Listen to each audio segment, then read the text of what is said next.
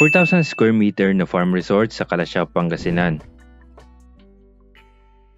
Ako po si Stephen L. Ballesteros. Nag-aalaga po ako ng manok, heritage chicken, Rhode Island Red, Black Astolorp, and then Brahma. Meron din po tayong hybrid chickens. Dagdag inspiration sa future plan ko na farm stay with farm experience. Isang IT professional na ngayon ay nagmamanage ng farm and resort operation. Samahan niyo akong tingnan ang practice nila dito sa kanilang farm at ano ba ang mga product na available sa kanila. Tara!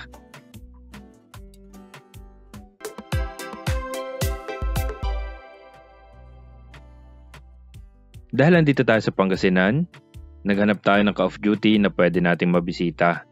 Ako po si Stephen L. Ballesteros sa Duyong, Calasiao, Pangasinan. Nag-aalaga po ako ng manok, heritage chicken, Rhode Island Red, Black Astolorp, and then Brahma. Meron din po tayong hybrid chickens.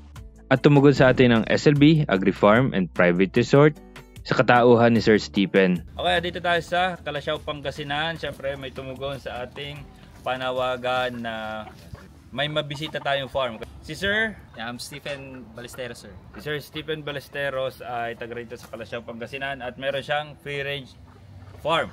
So tingnan natin yung kanyang farm, okay? Unang pinakita sa amin ni Sir ang kanyang Brahma ay kalalaki. Nagdi-dispose sila ng fertile eggs and sisiw nito. Iuwi ko na kaya to. Nagbibenta po kami ng sisiw from day old to RTL. Meron din na rin po tayong table eggs and then fertile eggs. Meron din po. Ito sir ay as in nadi-dispose mo lahat yung mga sisiw nito?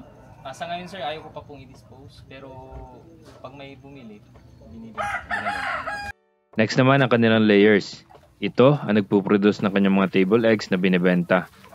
Isa na rin po itong naging production ng sisiw natin. Talagang resulta na to ng mga binibreed mo. Napakarami din at kagandahan. Naka-open lang ang kanilang kulungan. Meaning, pwede silang mag-range, forage at dust bath kahit kailan nila gusto. Tamang-tama at oras ng pagpaputuka. Sunudan naman kay Sir eh.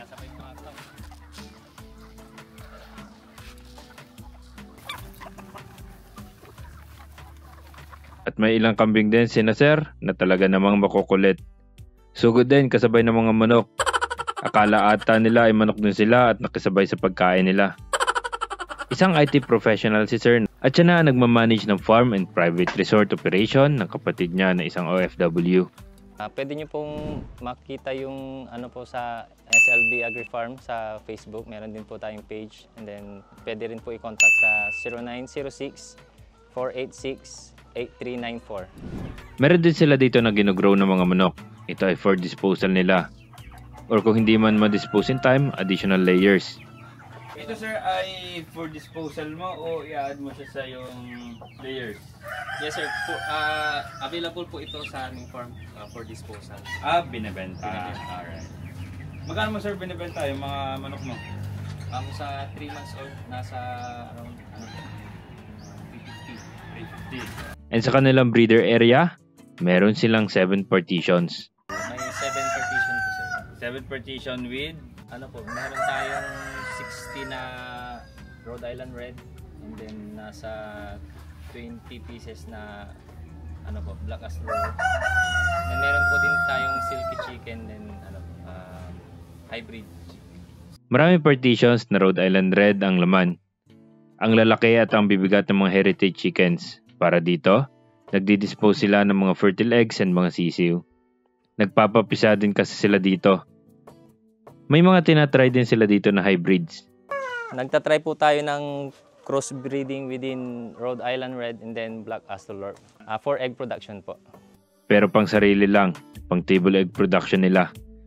May silky rin sila. Ang kukita, mascot ng farm. Bumili rin kaya ako nito. Tingnan natin. Pinakita naman sa atin ni Sir ang kanyang incubator room na dating CR. Kinonvert lang nila. Wala. Yung CR naging converted into a incubator room. Di ba? I-maximize ang space at resources. Meron sila na 344 eggs na setter with same capacity na hatcher. So ito ang kanilang mga nilalabas na mga sisiw sa kanilang brooder. Iba't ibang lines ng heritage chicken. Para sa private resort naman, napakalawak ng pool at ng area. Available po din ang private resort sa mga may gustong exclusive events like birthdays, gatherings, tapos mga reunions. We can accommodate 30 to 40 packs. Day tour lang muna ang available. Ang rate po natin sa exclusive day tour po sa resort is 4,000 is good for 20 packs na. And then additional per head po is nasa 150 sa adult, and then sa mga bata po is 100 lang. May kubo, pati rooftop kasama na sa nire-rent. Nakwento nga ni Sir na itong pool na ito ay pang family lang at ito ang case sa loob ng ilang taon na rin. Pero inopen nila eventually for rent dahil napakadalang ding magamit at para magkaroon pa ng extra income. Kontakin nyo sila para sa heritage chickens na kailangan nyo at kung gusto nyo mag-private resort. May nakilala na naman tayo na bago, may natutunan at higit sa lahat, dagdag inspiration sa future plan ko na farm na may farm stay. Yun lang, peace.